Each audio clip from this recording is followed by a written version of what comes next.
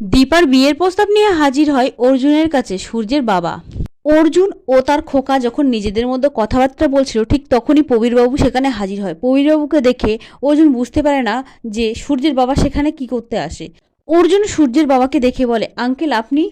তখন সূর্যের বাবা প্রবীরবাবু অর্জুনকে একটা প্রশ্ন জিজ্ঞাসা করে, তুমি কি দীপাকে ভালোবাসো? সত্যি কথা বলবে। অর্জুন কিছুটা চুপ থেকে তখন সত্যিটা স্বীকার করে প্রবীরবাবুর কাছে। প্রবীরবাবুকে বলে, হ্যাঁ আমি দীপাকে ভালোবাসি, 18 বছর ধরে ভালোবাসি, কিন্তু এই বিষয়ে দীপা আগে থেকে কখনোই জানতো না। তখন প্রবীরবাবু বলে, অর্জুন থাক, আর এসব কথা বলতে হবে না, আমি জানি আমার বৌমা কেমন। তখন প্রবীরবাবু বলে, বৌমা না, ও আমার মেয়ে, ও যে কেমন স্বভাবে সেটা আমার থেকে ভালো কেউ জানে না। প্রবীরবাবু অর্জুনকে বলে, আমি তোমার কাছে কিছু প্রস্তাব নিয়ে এসেছি। আমার দীপর জীবনটা এভাবে এলোমেলো হয়ে গেছে, ওর জীবনে ভালোবাসা বলে কোনো জায়গা নেই, সমস্ত ভালোবাসা ওর জীবন থেকে হারিয়ে গেছে। তুমি কি পারবে না অর্জুন ওর জীবনে আবার পুনরায় ভালোবাসা ফেরত আনতে? তুমি যদি এটা করতে পারো তাহলে আমি নিজে দাঁড়িয়ে থেকে তোমার আর দীপার 4 হাত এক করে দেবো, আমি নিজে কন্যা দান করব। অর্জুন প্রবীরবাবুকে বলে, এটা কি বলছেন আঙ্কেল? দীপা আগে কিছু জানতো না, কিন্তু এখন দীপা সবটাই জানে, আর সে আমাকে প্রত্যাখ্যান করেছে। সেখানে দীপার মনে ভালোবাসাটা আমি কিভাবে তৈরি করব?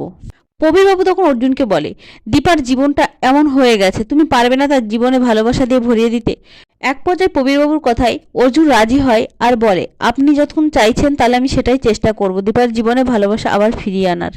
অন্যদিকে দেখা যায় দীপাকে প্রবীরবাবু মন্দিরে নিয়ে যায় এবং কিছু কথা দীপাকে বলে, আর বলে, তোর জীবনে যদি আবারও নতুন করে ভালোবাসা আসে তখন তাকে তুই ফিরিয়ে দিবি না তো? দীপা তখন প্রবীরবাবুকে বলে, বাবা আপনি তো সমস্তটাই জানেন, আমার জীবনে ভালোবাসাটা মরে গেছে।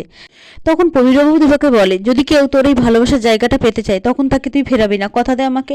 দীপা তার শ্বশুরমশাই কথা রাখতেই তখন দীপা বলে, ঠিক আছে বাবা, আপনি যেটা চাইবেন সেটাই হবে। অন্যদিকে দেখা যায় দীপাকে সূর্য অপমান করেছিল, যে যে বাড়িতে তোমরা সবাই থাকো সেই বাড়িটা আমার মায়ের দেওয়া, তোমার এত ইগো কিসের? তখন দীপা এসব ভেবে দীপা সিদ্ধান্ত নেয় তার মেয়ে সোনাকে নিয়ে সে বাড়ি ছেড়ে বেরিয়ে যাবে, আর সে তার দাদা বৌদির কাছে গিয়েই থাকবে। দীপা যখন রাতের অন্ধকারে তার মেয়েকে নিয়ে দাদা বৌদির কাছে ফিরে যায়, তখন তাদের আশেপাশের লোকজন দীপাকে দেখে নানান মন্তব্য করতে থাকে, কিন্তু দীপা আর চুপ করে থাকতে রাজি নয়। তাই দীপা সকলের মুখের উপরে জবাব দিয়ে দিল। দীপা জানালো, আজ থেকে আমি এখানেই থাকবো। আর জানতে চাইছিলেন ডাক্তারবাবুর সাথে আমার সম্পর্কের ব্যাপারে? আমার আর ডাক্তারবাবুর ডিভোর্স হয়ে গেছে। আপনাদের কি আর কিছু জানার বাকি আছে? অন্যদিকে দেখা যায় পরের দিন সকালে সেনগুপ্ত বাড়িতে জয় ও উর্মি একসাথে আসে। সেনগুপ্ত বাড়িতে এসে লাবণ্য সেনগুপ্তকে খুঁজতে থাকে, কিন্তু লাবণ্য সেনগুপ্ত বাড়ি না থাকায় জয় বলে, তাহলে উর্মি এখন চলো, আমরা পরে আসবো। কিন্তু কাকিয়া তখন জিজ্ঞাসা করে, কি হলো, কি ব্যাপার, তোরা চলে যাচ্ছিস কিছু না বলে? আমাদের তো টেনশন হয়।